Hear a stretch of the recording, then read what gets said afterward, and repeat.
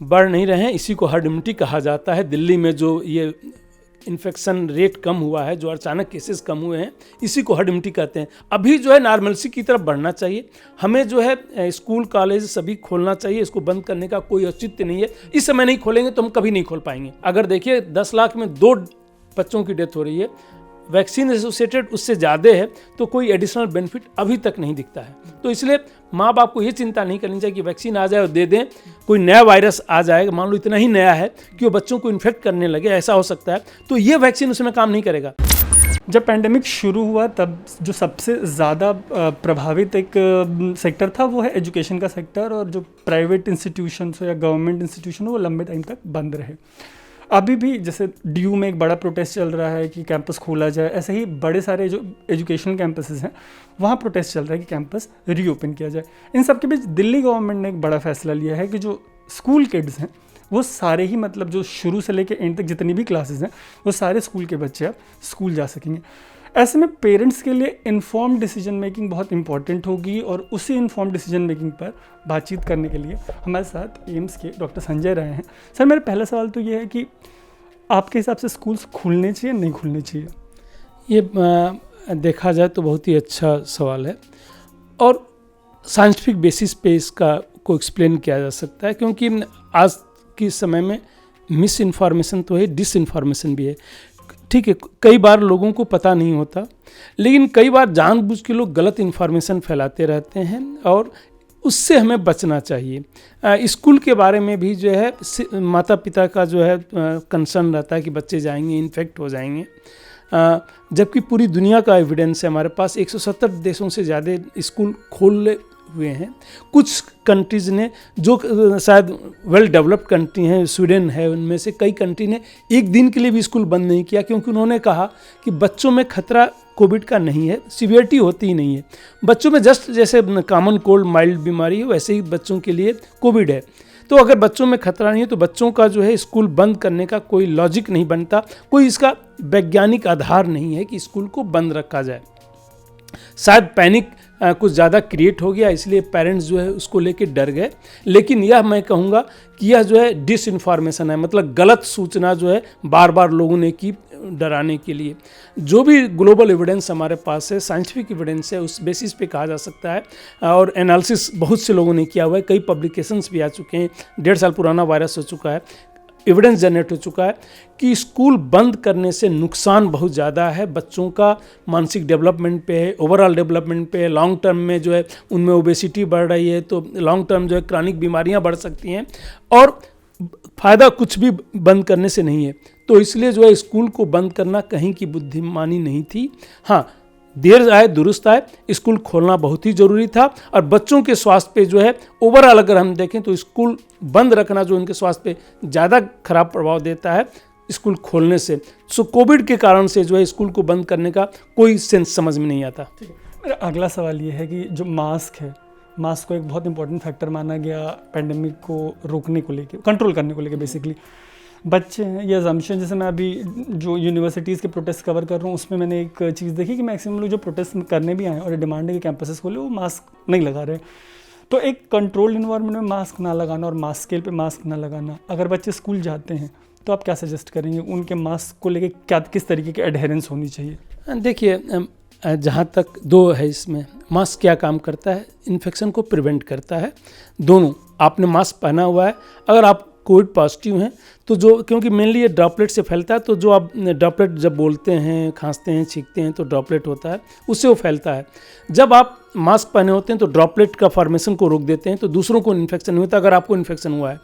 दूसरा, आपको इन्फेक्शन नहीं हुआ है, दूसरों को हुआ है, तो भी आप जो है उसको इनहेल नहीं करते हैं, तो इन्फेक्शन होने का खतरा मास्क से काफ़ी कम हो जाता है। अभी जो एविडेंसेज हैं, दिल्ली में अभी दिल्ली सरकार ने सीरो सर्वे का रिजल्ट भी किया, बच्चों को तो भी वैक्सीन नहीं लगी है तो भी 80% से ज़्यादा सीरो पॉजिटिविटी है। दैट मीन्स कि इतने % बच्चे इन्फेक्ट हो गए। पूरी कंट्री लेवल पे सीरो सर्वे जो ICMR ने किया था, करीब 60% के आसपास बच्चों को इन्फेक्शन हो गया था। हाँ, बच्चों में इतना माइल्ड था कि हमारा एक परसेप्शन बन गया कि शायद बच्चे स्कूल बंद है, सब कुछ है, बच्चों को अभी तक इन्फेक्शन नहीं हुआ है। अगर दिल्ली में 80% से ज़्यादा बच्चों को इन्फेक्शन हो गया है, हमें पता है कि इन्फेक्शन जो है बेटर और लॉन्गर ड्यूरेशन तक प्रोटेक्शन देता है, तो उनको अब इन्फेक्शन का खतरा नहीं है। दूसरा, बच्चे हैं, इन्फेक्शन होता भी है, जो थोड़े बच्चे हैं तो उनमें जो है सीवियरिटी नहीं है। अगर बच्चे इस सेकेंड वेव में जब त्राहिमाम मच गया था पूरी हिंदुस्तान में, इस तरीके से लोग मरे हैं, सेकेंड वेव में इन्फेक्शन हुआ है, उसमें बच्चों को भी इन्फेक्शन हुआ है, बट बच्चों में कोई त्राहिमाम नहीं मचा, तो अब फ्यूचर में क्यों मचेगा, क्योंकि ऑलरेडी इन्फेक्शन हो गया है।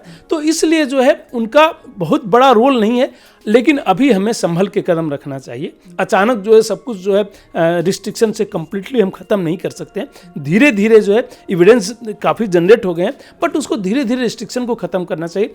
अभी जो है नॉर्मलसी की तरफ बढ़ना चाहिए।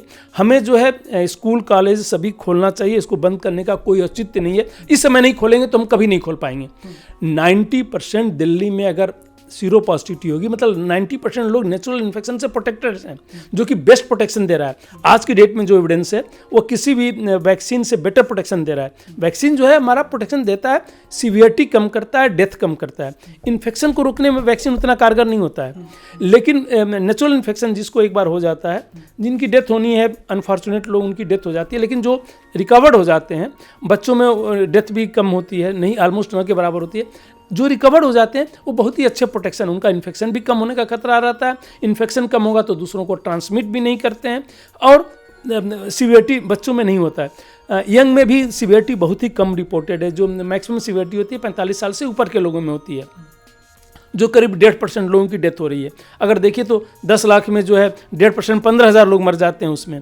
बच्चों में जो है करीब 2 की डेथ होती है 10 लाख में, कोई तुलना ही नहीं है, तो बहुत ही कम है। तो अभी थोड़े से प्रिकॉशंस को लेते हुए स्कूल कॉलेजेस को कंप्लीट खोल देना चाहिए। माँ बाप को चिंता नहीं करनी चाहिए इतनी कि बच्चों को कोई खतरा है। बच्चे जो है सुरक्षित हैं इस समय। एक तो ज़्यादातर बच्चों को इन्फेक्शन हो चुका है, और बच्चों में अगर इन्फेक्शन होता भी है, जो जिनमें इन्फेक्शन हुआ है, तो बहुत ही माइल्ड है। इसको लेकर चिंता नहीं करनी चाहिए। हाँ, थोड़ा सा मास्क और ये अभी वो पहनते रहें, जब तक सरकार का ये नहीं आ जाता है, एविडेंस इतना जनरेट हो जाता है कि बिल्कुल अब खतरा नहीं रह गया है, उस समय हम ये सब रिस्ट्रिक्शन भी हट जाएंगे। बट सिर्फ इस रिस्ट्रिक्शन को रखते हुए मास्क, थोड़ा डिस्टेंस को मेंटेन रखें, स्कूल में थोड़ा सा मिलना जुलना अभी कम करें। धीरे धीरे वो शुरू ही हो जाएगा, जब ये हमें एविडेंस आ जाएगा कि बिल्कुल ही खतरा नहीं है, केसेस नहीं बढ़ेंगे। और 90% हो गया है तो केसेस दिल्ली एटलीस्ट मैं कह सकता हूँ कि अभी नियर फ्यूचर में बढ़ने की ऐसी कोई संभावना नहीं है। वैसे मेरे को लगता है कि आपने इस सवाल का जवाब दे दिया है, लेकिन फिर भी अगर किसी के जहन में, किसी पेरेंट के जहन में सवाल हो कि क्या उनको अपने बच्चे के वैक्सीनेट होने तक का इंतज़ार करना चाहिए उसको स्कूल भेजने के लिए। देखिए, वैक्सीन का क्या रोल होता है हमें ये समझना पड़ेगा। वैक्सीन का जो मेन रोल है वह सीवियरिटी को कम करता है और डेथ को कम करता है। जैसे मैंने कहा कि एडल्ट में अगर होता है 45 साल से ऊपर 10 लाख लोगों को अगर होता है, तो उसमें से करीब 15,000 की 1.5% की डेथ होती है, डेथ हो जाती है। जबकि वैक्सीन अगर हम देते हैं तो 80 to 90% वो डेथ को प्रिवेंट करते हैं एडल्ट में। तो करीब 13 से 14,000 डेथ को हम प्रिवेंट करते हैं। कुछ वैक्सीन एसोसिएटेड रेयर इवेंट्स भी होते हैं, जो सीवियर इवेंट्स होते हैं, वो पर 10 लाख में 10 से 15 होते हैं। तो देखा जाए वो अगर रिस्क और बेनिफिट हम देखें तो बेनिफिट बहुत ही ज़्यादा है। 14,000 लाइफ हम सेव कर रहे हैं, 10-15 को सीरियस एडवर्स इवेंट होता है। अगर डेथ भी हो जाती है तो भी बेनिफिट बहुत ज़्यादा है वैक्सीन से। बच्चों में 10 लाख में 2 के आसपास डेथ हो रही है। दूसरा, बच्चों को ऑलरेडी इन्फेक्शन हो चुका है, तो इन्फेक्शन हो गया तो वो बेस्ट प्रोटेक्टेड इस समय है। दूसरा, वैक्सीन देने से अभी तक का कोई इतना एविडेंस नहीं, इसीलिए सरकार इतना डिले की हुई है कि बहुत ही एडिशनल बेनिफिट होने वाला है। अगर देखिए 10 लाख में 2 बच्चों की डेथ हो रही है, वैक्सीन एसोसिएटेड उससे ज़्यादा है, तो कोई एडिशनल बेनिफिट अभी तक नहीं दिखता है। तो इसलिए माँ बाप को ये चिंता नहीं करनी चाहिए कि वैक्सीन आ जाए और दे दें। वैक्सीन से जो है जितना सीरियस एडवर्स इवेंट का है उससे कम खतरा है आपका जो है कोविड से बच्चों में। तो इसलिए जो है इसकी चिंता पेरेंट्स को नहीं करनी चाहिए। सारे एविडेंसेस जो हैं, इसीलिए जो है दुनिया में जो है वैक्सीन इतने दिनों से अवेलेबल है, सबको अपने बच्चे प्यारे होते हैं। बहुत सी कम कंट्रीज़ ने जो है शुरू किया है, और कई बार हर बार जो है साइंटिफिक बेसिस ही नहीं होता, बहुत से कारण होते हैं। वैक्सीनेशन या किसी भी ड्रग को प्रमोट करने के लिए ड्यूरिंग कोविड टाइम ऐसा बहुत कुछ हुआ।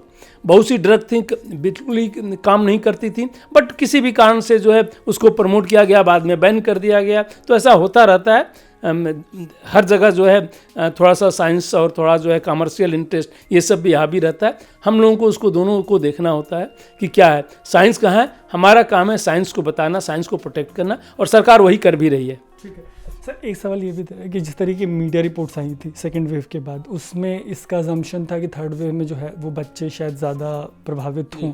इसका भी पेरेंट्स के अंदर डर है, आप इस पर क्लैरिटी देना चाहेंगे उनको? बिल्कुल। अगर आप लोगों ने खुद ही कवर किया था, जब सेकेंड वेव ख़त्म हुआ था, लोगों ने कहा था कि थर्ड वेव आएगी और टीवी में डिस्कशन भी हुआ था। उसी समय हम लोगों ने कहा था, ऑलमोस्ट सारी प्रेस मीडिया को कहा था, उसके बाद गवर्नमेंट ने भी कहा, नीति आयोग के लोगों, डॉक्टर वी.के. पॉल ने कहा, मैंने कहा, सभी लोगों ने कहा कि कोई साइंटिफिक एविडेंस ऐसा नहीं है कि बच्चों में आएगा। बट ये जिस तरीके से इसको फैलाया गया था, इसके पीछे कोई ना कोई वेस्टेड इंटरेस्ट था कि बच्चों में थर्ड वेव आ जाएगा, सितंबर में आ जाएगा, अक्टूबर में, सितंबर अक्टूबर भी बीत गया। मैंने पहले ही कहा कि जब उतना बड़ा वेव आया, सारे बच्चों को इन्फेक्ट कर दिया, तब बच्चों को कुछ नहीं हुआ। तो री इन्फेक्शन बहुत ही रेयर होता है। ठीक है, कोई नया वायरस आ जाएगा, मान लो इतना ही नया है कि वो बच्चों को इन्फेक्ट करने लगे, ऐसा हो सकता है, तो ये वैक्सीन उसमें काम नहीं करेगा। नया वायरस आता है, वो अगर नेचुरल इन्फेक्शन को भी, उसकी इम्यूनिटी को बाईपास कर देता है, मतलब आपको इन्फेक्ट कर दे रहा है, तो जितने भी वैक्सीन इस समय, उनकी भी जो इम्यूनिटी है, उसके वैक्सीन से जो आपके पास इम्यूनिटी है, उसको भी वो बाईपास कर देगा, और फिर तो कंप्लीटली नया वायरस है, तो उसके लिए पूरा पॉपुलेशन हो सकता है ससेप्टेबल, तो कोई भी वेव आ सकती है। बट सिर्फ बच्चों में वेव आएगा, इसके पीछे कोई वैज्ञानिक आधार नहीं था। यह जो है, और उसी समय हमने कहा था कि वैज्ञानिक आधार नहीं है तो कोई ना कोई वेस्टेड इंटरेस्ट है, कमर्शियल इंटरेस्ट के लिए बहुत से लोग करते रहते हैं, और आजकल निगेटिव न्यूज़ जो है ज़्यादा फास्ट प्रोपोगेट होती है, और इसलिए वो प्रोपोगेट हुई थी जिसका कोई आधार नहीं था, और अप्रूव भी हो गया। हम लोगों ने जब कहा था तो लोगों ने उस समय शायद उतना विश्वास नहीं किया था कि नहीं आने वाला है सिर्फ बच्चों में। हमने तो इसके लिए पेपर भी निकाल दिया, बेस्ड ऑन एविडेंसेस जो है प्री प्रिंट मीडिया में भी डाला था, आप लोगों ने भी उसको कवर किया था कि ये एविडेंसेस हैं। हमने 5 जगह पे सर्वे किया था पूरी कंट्री में कि बच्चों में उतना ही इन्फेक्शन हो चुका है, इसलिए जो है कोई थर्ड वेव आएगा, इसका कोई वैज्ञानिक आधार नहीं है। कोई और आधार हो तो उसका हम जवाब देना जरूरी नहीं समझते। हम हर्ड इम्यूनिटी, ये आखिरी सवाल है सर, हम हर्ड इम्यूनिटी की तरफ बढ़ रहे हैं? आप बढ़ नहीं रहे हैं, इसी को हर्ड इम्यूनिटी कहा जाता है। दिल्ली में जो ये इन्फेक्शन रेट कम हुआ है, जो अचानक केसेस कम हुए हैं, इसी को हर्ड इम्यूनिटी कहते हैं। हर्ड इम्यूनिटी से ये नहीं होता कि बिल्कुल ही खत्म हो जाए, जीरो केस, कि आज तक किसी बीमारी का जीरो नहीं हुआ। एक ही बीमारी को हमने आजकल इरेडिकेट किया, वो है स्मॉल पॉक्स। ठीक है, 1975 में, उसके बाद से आज तक हम किसी बीमारी को इरेडिकेट नहीं कर पाए। पोलियो को हमने अभी तक कंट्रोल किया हुआ है, बिल्कुल जड़ से ख़त्म नहीं हुआ है। तो कोई भी बीमारी जड़ से ख़त्म नहीं होती, बट एक बार जब इम्यूनिटी डेवलप हो जाती है, और इस केस में हमारे जो सार्स कोरोना वायरस 2 जो कोविड कर रहा है, कोविड-19, उसमें जो है नेचुरल इन्फेक्शन से ही लगता है कि हर्ड इम्यूनिटी आएगी। पहले मैं भी कहता था कि नेचुरल इन्फेक्शन और वैक्सीनेशन दोनों ही हर्ड इम्यूनिटी देगा, क्योंकि सारी वैक्सीन में ही होता है। हर्ड इम्यूनिटी का मतलब होता है कि दूसरों को प्रोटेक्ट करना जो अभी तक प्रोटेक्टेड नहीं है, चाहे उनको वैक्सीन नहीं लगा हो, लेकिन वैक्सीनेशन के बाद भी इन्फेक्शन सबको हो रहा है, सिवियरिटी कम हो रही है, डेथ कम हो रहा है, बट इन्फेक्शन हो रहा है। तो वैक्सीन के बाद हम दूसरों को प्रोटेक्ट नहीं कर पा रहे हैं। एक बार जब हमें इन्फेक्शन हो जा रहा है, तभी हमारा प्रोटेक्शन लेवल इतना हो रहा है कि हम खुद को भी प्रोटेक्ट कर रहे हैं, दूसरों को भी प्रोटेक्ट कर रहे हैं।